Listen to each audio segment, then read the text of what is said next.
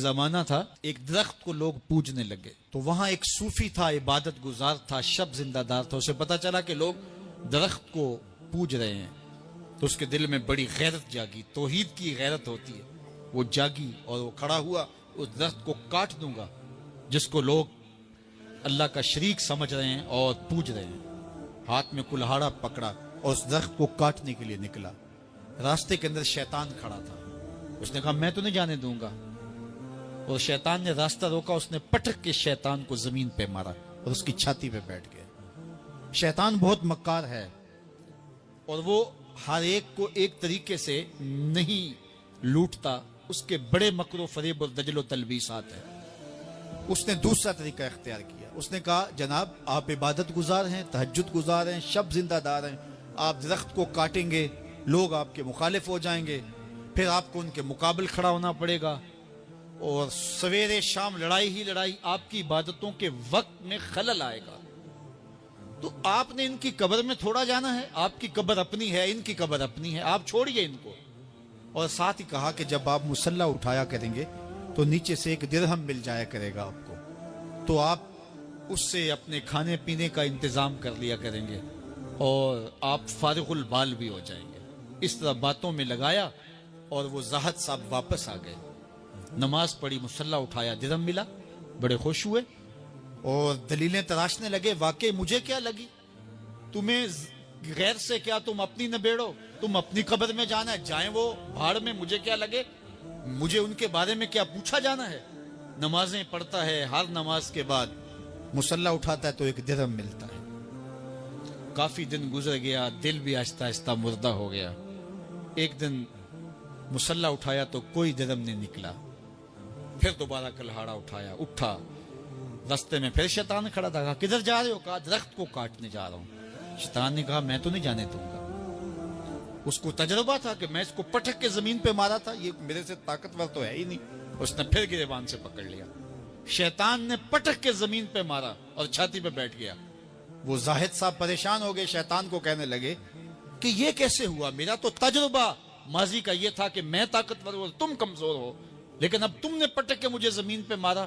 تو کہا صاحب اس دن تم اللہ کی رضا کے لیے جا رہے تھے، آج تم درہم کے لیے جا رہے ہو. تو جب عمل میں خلوص نہیں رہتا تو پھر عمل نہیں رہتا، عمل میں قوت نہیں رہتی، پھر سجدے بے روح ہو جاتے ہیں، نمازیں بے ذوق ہو جاتی ہیں، صفیں کج دل پریشاں، سجدے بے ذوق کہ وہ جذبے اندروں باقی نہیں.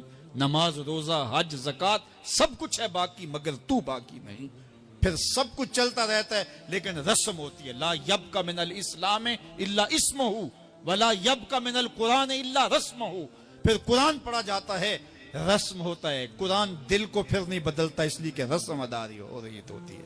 جب رسم ادا ہو رہی ہو تو پھر قرآن دل کو نہیں بدلتا. جب قرآن کے طور پہ پڑھا جا رہا ہو پھر یہ دلوں میں رنگ اتارتا ہے اور معرفت کا نور دیتا ہے اور دلوں کے زنگ اتارتا ہے. ہماری زندگی بڑی قیمتی ہے، ایک ایک سانس با مقصد ہونا چاہیے، لیکن ہم اپنے وقت کو کس آوارگی کے ساتھ، کس بے دردی کے ساتھ گزارتے ہیں. حضرت امام شافعی کہتے ہیں کہ میں نے فقیروں سے 2 باتیں بڑی پتے کی سنی اور انہوں نے مجھے بڑا نفع دیا. یہ بہت بڑے بزرگ ہونے کے باوجود، اتنے بڑے عالم اور فقیہ ہونے کے باوجود یہ درویشوں کی صحبت میں جا کے بیٹھتے تھے. حضرت امام احمد بن حنبل کو کسی نے دیکھا کہ حضرت بشر حافی کے پیچھے دوڑ رہے ہیں، تو کسی نے کہا اتنے بڑے امام ہو اور اتنے بڑے فقیہ ہو، اس فقیر سے کیا ڈھونڈتے ہو، بشر حافی سے کیا تلاش کرتے ہو؟ تو حضرت امام احمد بن حنبل نے کہا کہ احمد بن حنبل جس رب کو مانتا ہے، بشر حافی اس رب کو جانتا بھی ہے.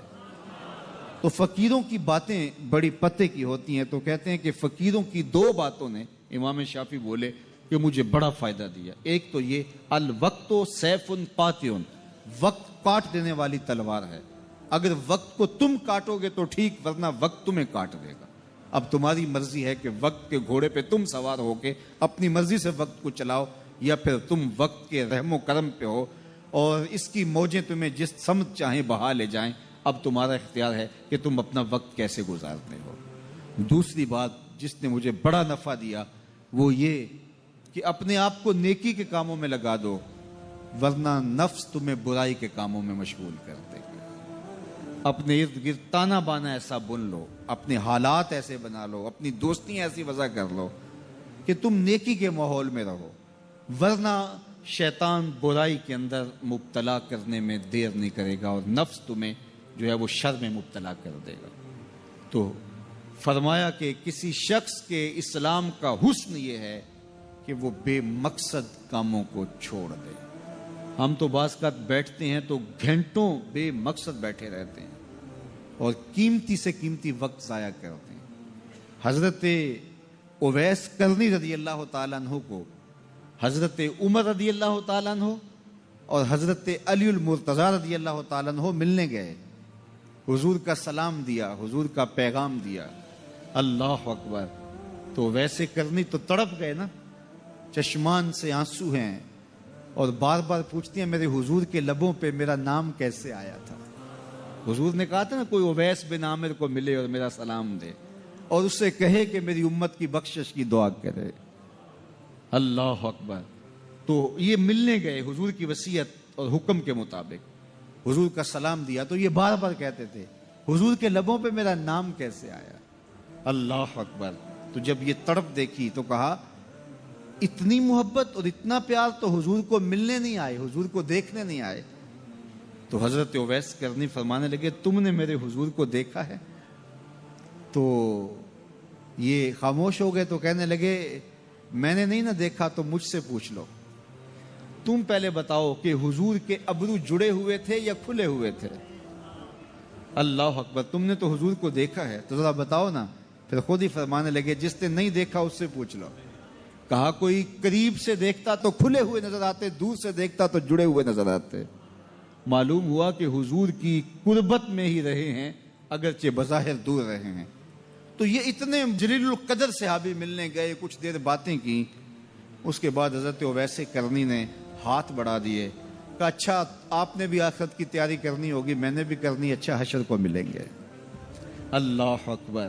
تو وقت بہت قیمتی ہے، کسی کے اسلام کا حسن یہ ہے کہ وہ بے مقصد کاموں کو ترک کر دے۔ جس طرح ڈھال آپ کر دیتے ہیں جنگ میں برستے ہوئے تیروں کے سامنے تو وہ تیر ڈھال سے ٹکرا کے گر جاتے ہیں اور آپ کو نقصان نہیں پہنچتا، تو روزہ بھی آتش دوزخ سے ڈھال ہے، جہنم کی آگ سے بچانے والا ہے۔ روزے دار کو اللہ کی خاص رحمت نصیب ہوتی۔